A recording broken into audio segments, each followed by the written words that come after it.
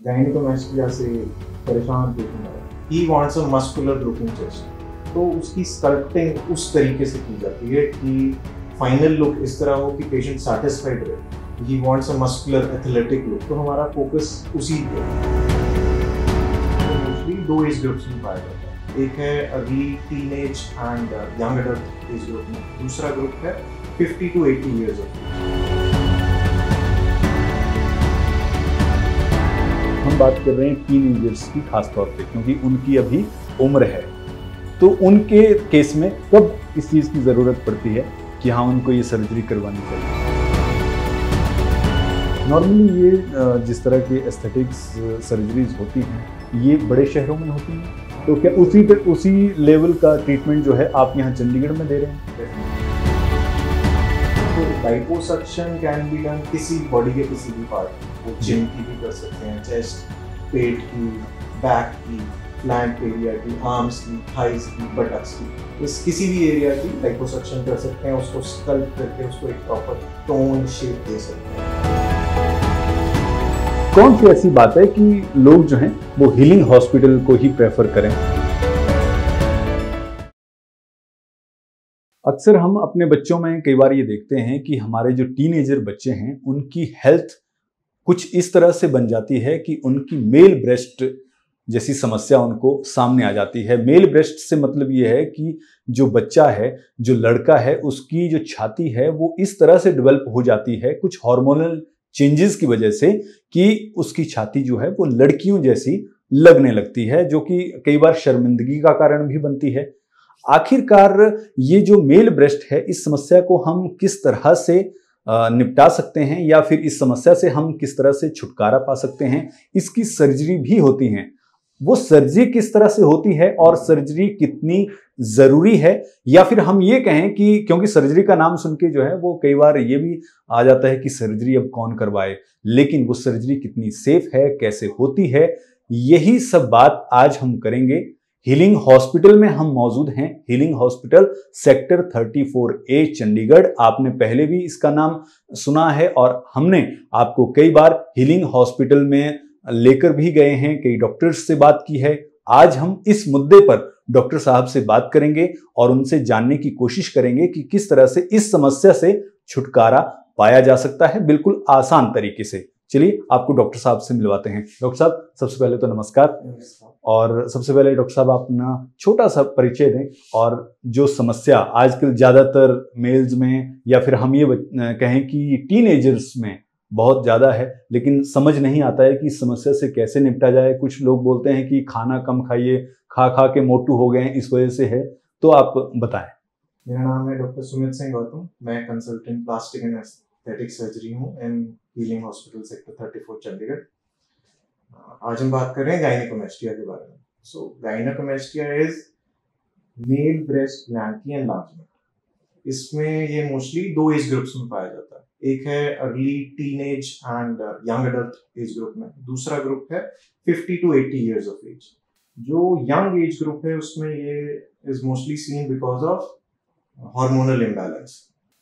Younger age group में ये from the date of its presentation, मतलब जब ये पहली बार पता लगा इसके बारे में, मोस्टली 90% ऑफ द केसेस में 2 साल के अंदर अंदर अपने आप रिजॉल्व कर जाता है, या फिर 18 साल की उम्र तक अपने आप रिजॉल्व कर जाता है। जो दूसरा एज ग्रुप है 50 से 80 साल की उम्र वाला, उसमें ये mostly decrease in testosterone level के कारण हो सकता है। अब जिन यंग एडल्ट्स एंड टीनेजर्स में ये 18 साल की उम्र के बाद भी परसिस्ट करता है, उनके लिए surgical intervention is the recommended. उनकी सर्जरी जो है वो करवानी पड़ती है, करवानी चाहिए। हाँ जी। अब इसमें दो टाइप्स में भी हैं।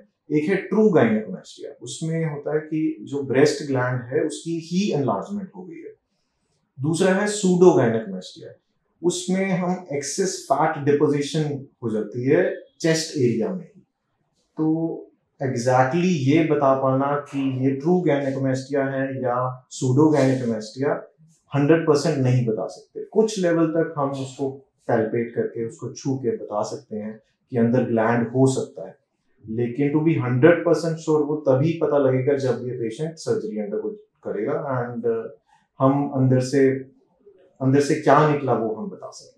तो डॉक्टर साहब, जब भी आपके पास इस तरह के पेशेंट आते हैं, मोस्टली किस तरह के पेशेंट, मतलब आप कब ऐसा ये होता है कि हाँ आपको सर्जरी करवानी चाहिए?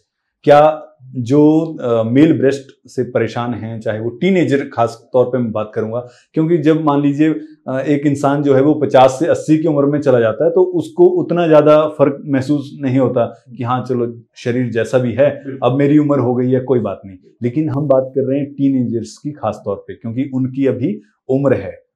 तो उनके केस में कब इस चीज़ की ज़रूरत पड़ती है कि हाँ उनको ये सर्जरी करवानी चाहिए? अगर कोई 18 साल की उम्र से पहले हमारे पास आए तो हम उससे यही काउंसलिंग करते हैं कि ये 90% चांस है कि अपने आप रिजॉल्व कर जाएगा। अगर 18 साल के बाद ये पेशेंट आते हैं और ये कहते हैं कि इन्हें ये चीज एटलीस्ट 2 ईयर्स से ज्यादा इनके पास है ये चीज, तो फिर सर्जिकल इंटरवेंशन इसके लिए जरूरी है।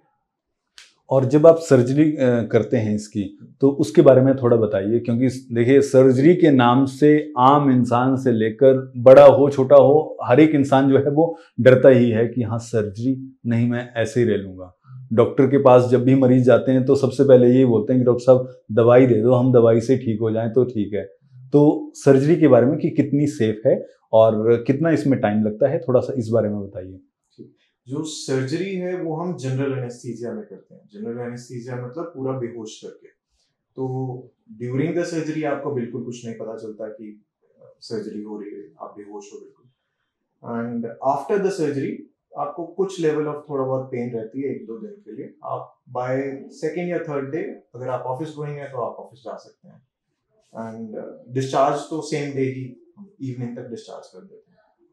अच्छा डॉक्टर साहब, जैसे सर्जरी हम करते हैं, नॉर्मल सर्जरी जो होती है, हालांकि ये प्लास्टिक और एस्थेटिक्स सर्जरी है, लेकिन उसमें कुछ निशान रह जाते हैं। तो जो ये आप सर्जरी करते हैं उसमें मान लीजिए सर्जरी तो करवा ली, लेकिन फिर अगर किसी को, दूसरे सामने वाले व्यक्ति को दूर से ही ये पता लग जाए कि अच्छा इसने तो सर्जरी करवाई है, तो इसमें आप किस तरह से करते हैं? मतलब क्या ये विजिबल होती है? जब हम एस्थेटिक सर्जरी का नाम लेते हैं, दैट मीन्स कि वी वांट कि किसी को ना पता चले कि हमने कुछ किया है या patient has undergone a surgery. तो अब इसकी सर्जरी डिपेंड्स ऑन ग्रेडिंग।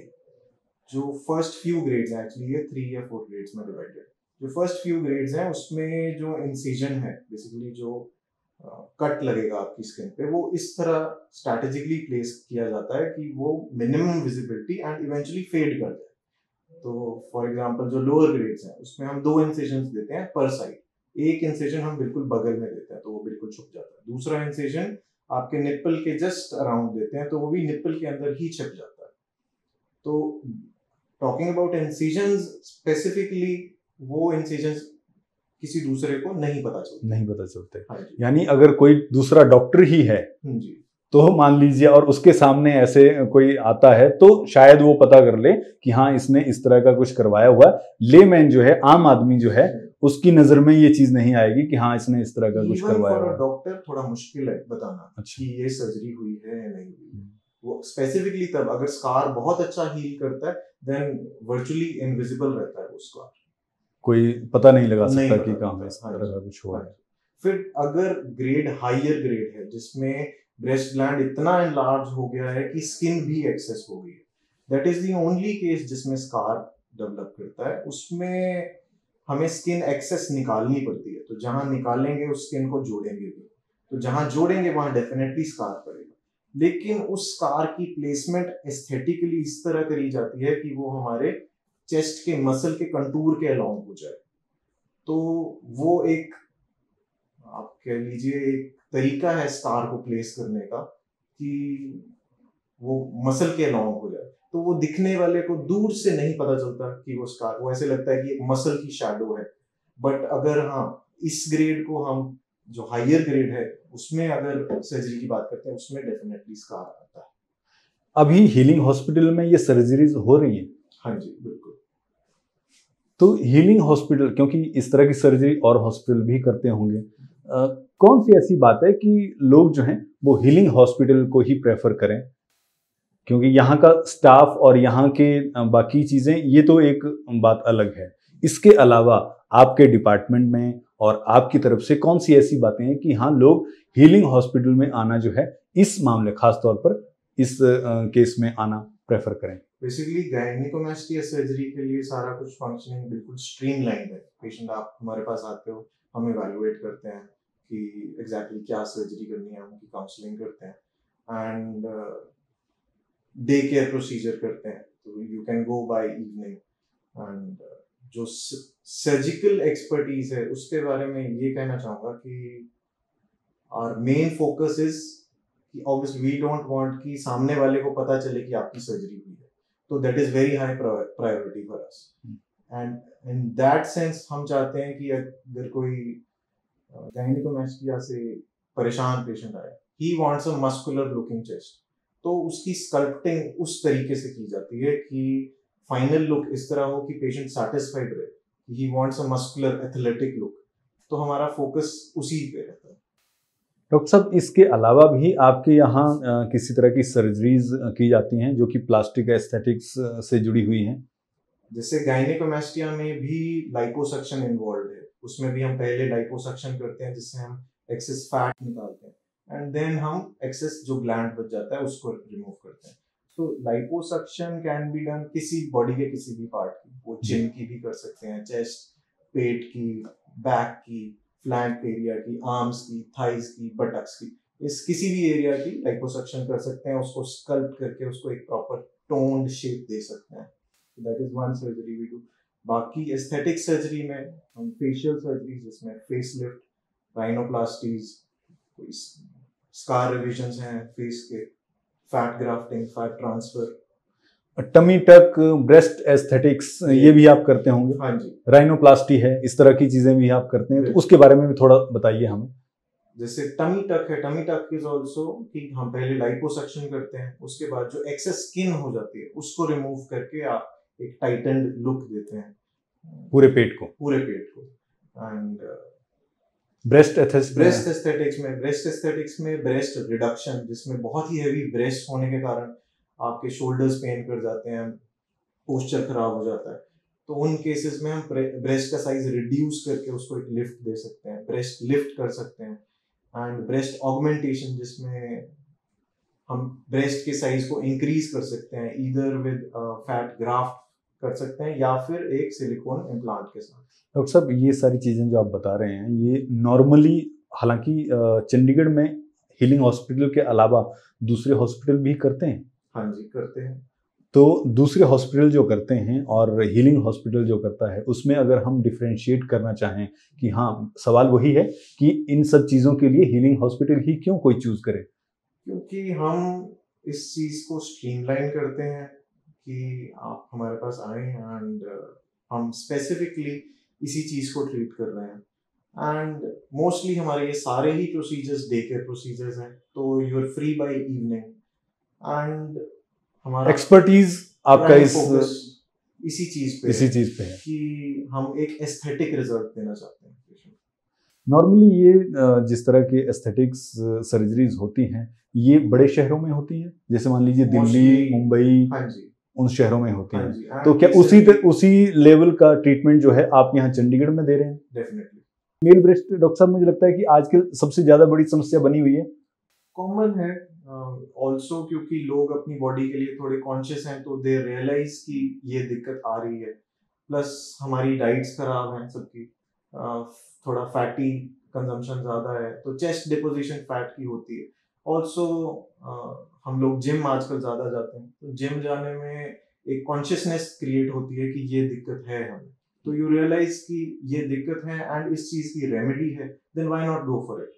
तो दर्शकों, मेल ब्रेस्ट की दिक्कत हो, राइनोप्लास्टी की दिक्कत हो, या फिर आपका टमी टक की दिक्कत हो, इस तरह की लिपोसक्शन आपने करवाना हो, तो चंडीगढ़ में ही आप हीलिंग हॉस्पिटल में ये सारी सुविधाएं जो हैं वो मौजूद हैं, आप यहाँ पर करवा सकते हैं। हीलिंग हॉस्पिटल के बारे में हमने आपको पहले भी कई बार बताया है और अब ये नया ट्रीटमेंट हीलिंग हॉस्पिटल में शुरू हो चुका है, हो रहा है, पहले से ही हो रहा है, लेकिन एक बेहतर सुविधा आपको हीलिंग हॉस्पिटल देता है और हर तरीके से, क्योंकि हमने ये पहले भी आपको कई बार बताया कि हीलिंग हॉस्पिटल के चाहे डॉक्टर्स हों, चाहे कंसल्टेंट हो, चाहे काउंसलर्स हों, सारे के सारे ही बहुत अच्छी सुविधाएं और उनका बिहेव, कई बार आपने मरीजों के मुंह से खुद सुना है कि हाँ, यहाँ के डॉक्टर्स जो हैं, यहाँ के काउंसलर जो हैं, वो बहुत ही अच्छे तरीके से बिहेव करते हैं और बहुत अच्छा ट्रीटमेंट करते हैं।